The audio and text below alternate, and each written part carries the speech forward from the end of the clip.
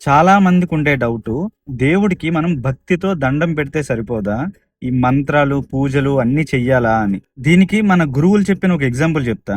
ఇప్పుడు మీకు పిల్లలున్నారనుకోండి, అబ్బాయి గాని, అమ్మాయి గాని. వాళ్ళ మీద మీకు చాలా ప్రేముంటుంది.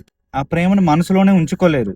వాళ్ళకి బొమ్మలు కొంటారు, వాళ్ళకి స్నానం చేయిస్తారు, మంచి బట్టలు కొంటారు, వాళ్ళని రెడీ చేస్తారు, వాళ్ళకి ఆడుకోవడానికి బొమ్మలు కొంటారు, నిద్రపుచ్చుతారు, సినిమాకి తీసుకెళ్తారు. సేమ్ ఎలా అయితే నీకు పిల్లల మీద ఉండే ప్రేమ కేవలం మనసులోనే ఉండకుండా, వాళ్ళకి కావాల్సినవన్నీ చేస్తావో, అలాగే నిజంగా పరమేశ్వరుడి మీద భక్తి లేదా ప్రేమ ఉంటే, నువ్వు ఆయన పూజ చేయకుండా ఉండలేవు.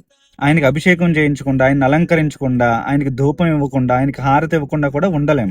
ఎందుకంటే పూజ అనేది పరమేశ్వరుడిపై మనకుండే ప్రేమని ఎక్స్‌ప్రెస్ చేసే విధానం.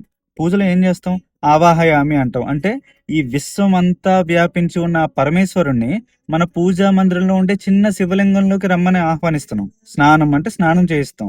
వస్త్రం అంటే వస్త్రం ఇస్తాం. ఈ పూజ అనే ప్రాసెస్‌ని అర్థం చేసుకుంటే మీకు నిజంగా రోజు చేయాలనిపిస్తుంది. కుదిరితే ఈ పూజలో చేసే ఉపచారాలన్నింటిని ఒక సీరీస్ ఆఫ్ రీల్స్‌లో ఎక్స్‌ప్లెయిన్ చేస్తా ఏమేం చేస్తామని.